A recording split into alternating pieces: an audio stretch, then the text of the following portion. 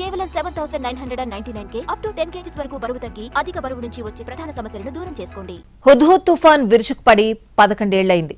నాటి ప్రకృతి వైపరీత్యంలో సర్వస్వం కోల్పోయిన వారిని ఆదుకునేందుకు అప్పట్లో చంద్రబాబు సర్కార్ ఇళ్లను నిర్మించింది. కానీ ఇంతవరకు గృహప్రవేశాలు జరగలేదు. శ్రీకాకుళం జిల్లాలో హుద్హుద్ కాలనీలు అసాంఘిక కార్యకలాపాలకు అడ్డాగా మారాయి. అసాంఘిక కార్యకలాపాలకు అడ్డాగా హుద్హుద్ కాలనీలు. మద్యం మత్తులో కిటికీల అద్దాలు, టాయిలెట్లు ధ్వంసం. 2019లోనే పూర్తయిన ఇళ్ల నిర్మాణం. ఇప్పటికీ నిరుపయోగంగా ఉన్న ఇళ్లు. చూశారుగా ఎంత అధ్వానంగా ఉన్నాయో హుద్హుద్ కాలనీలో.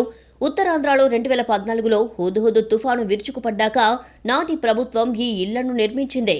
పలాస, శ్రీకాకుళం, టెక్కలి నియోజకవర్గాల్లోని హుద్హుద్ లబ్ధిదారుల కోసం కాలనీలను నిర్మించింది. మొత్తం 390 ఇళ్ల నిర్మాణం జరిగింది. 2019లో ఈ ఇళ్ల నిర్మాణం పూర్తయింది. అప్పట్లోనే లబ్ధిదారుల ఎంపిక జరిగింది.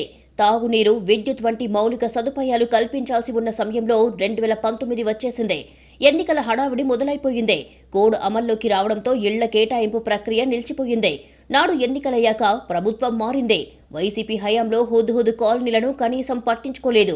మౌలిక సదుపాయాలు కల్పించి ఇళ్లను లబ్ధిదారులకు అందజేయలేదు. టీడీపీ హయాంలో లబ్ధిదారుల ఎంపికలు అవకతవకలు జరిగాయని, తామే సరిదిద్ది ప్రారంభిస్తామని వైసీపీ నేతలు చెప్పుకొచ్చారు. కానీ ఆచరణలో అమలు చేయలేదు. దీంతో 6 ఏళ్లుగా ఇళ్ల కేటాయింపు జరగలేదు. గృహప్రవేశాలు జరగలేదు. ఇంతలోనే ఇళ్లు పాడైపోతున్నాయి. వైసీపీ 5 ఏళ్ల హయాంలో ఈ కాలనీలను పట్టించుకోకపోవడంతో అసాంఘిక కార్యకలాపాలకు అడ్డాగా మారాయి. తాగుబోతులు నిత్యం ఇక్కడికొచ్చి ఫూటుగా సేవించేవారు. ఆ మత్తులోనే కిటికీల అద్దాలను ధ్వంసం చేశారు. లబ్ధిదారుల కుటుంబ సభ్యులతో కళకళలాడాల్సిన ఇళ్లల్లో ఇష్టారాజ్యంగా విధ్వంసం సృష్టించారు.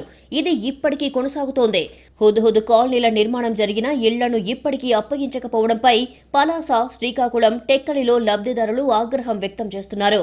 ఈ ఇళ్లను ఎప్పుడు అప్పగిస్తారని ప్రభుత్వాన్ని ప్రశ్నిస్తున్నారు. గతేడాది జరిగిన ఎన్నికల్లో కూటమి అధికారంలోకి రావడంతో లబ్ధిదారులు మళ్లీ ఆశలు చిగురిస్తున్నాయి. ఇప్పటికైనా తమకు ఇళ్లు అందిస్తారని లబ్ధిదారులు ఆశగా ఎదురుచూస్తున్నారు.